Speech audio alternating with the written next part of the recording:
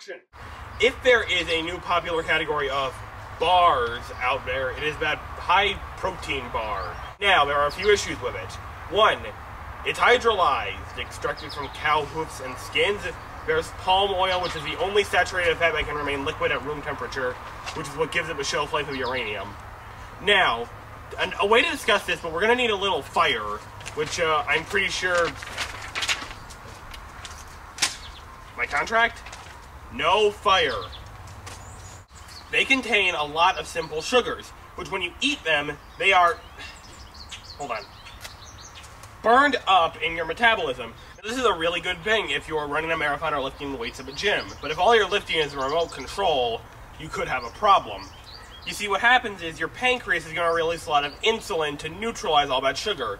But since the sugar burns up so quickly and you're not really running at all, no extra sugars are going to be released into your blood. And that insulin is going to need something to do. So your pancreas is going to send a message to your brain to produce adrenaline, which is just going to make you feel nasty, cranky, and kind of go on a sugar rush.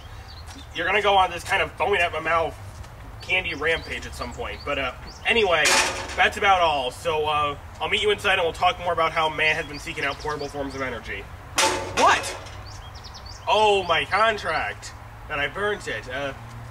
What's wrong? You look like you're going to kill me. Oh boy.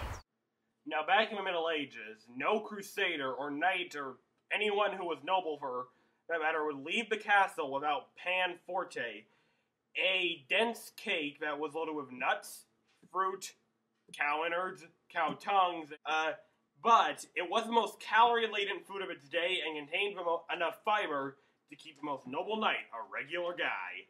And they also ate a lot of dried food. Now, that does take a little extra preparation, so we're not going to get on to that in this episode. But we are going to be talking a little bit about pan forte. We're not making pan forte. I can't afford cow tongues. Sorry. But we are going to make a semi-accurate version of pan forte. I'll see you guys in the kitchen. Now, theoretically, getting the same protein that was in pan forte would seem easy. Why don't we just take a big slab of beef and mix it in? A, that's disgusting. B, beef contains like 20 grams of fat, 12 of which are saturated. So I'm not entirely sure that's a great idea, but we can get our protein from soy. So, we're going to mix 4 ounces of soy protein powder, about 1 cup, 2 1/4 ounces of oat bran, 1/2 cup for fiber, 2 3/4 ounces of whole wheat flour, and 3/4 of an ounce of wheat germ, and half a teaspoon of kosher salt.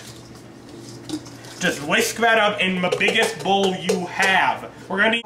Okay, before we get to the wet team, there's the fruit team. Now, these all do need to be dried and coarsely chopped. Oh, also, obviously, this does kind of void my sharp objects clause, but I don't think my legal department's gonna mind too much.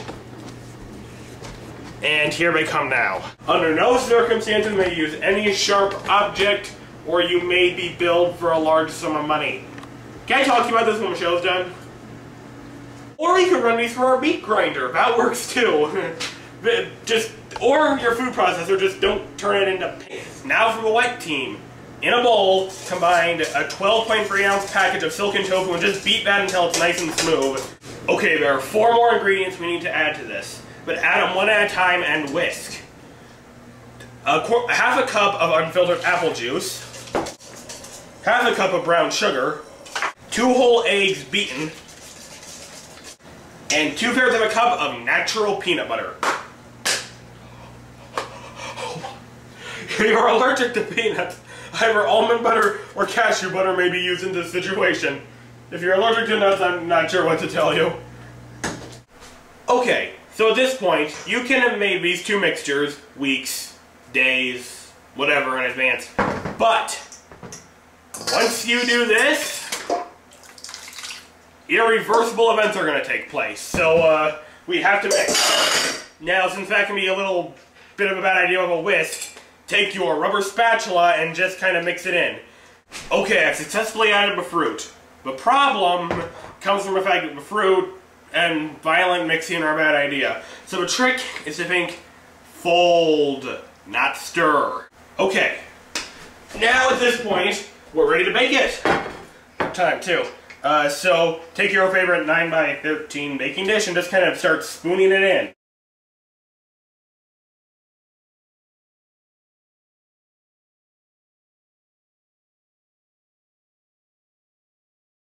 Now this is a high-powered, delicious bar that gives you enough power to take on any infidel, or my sworn enemy.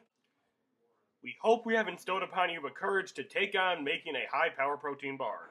Now please remember, don't substitute anything. You'll regret it. And also, don't put cow tongues in it. They're expensive, hard to find, and go stale quickly. You can keep these wrapped for up to a week. So, see you next time.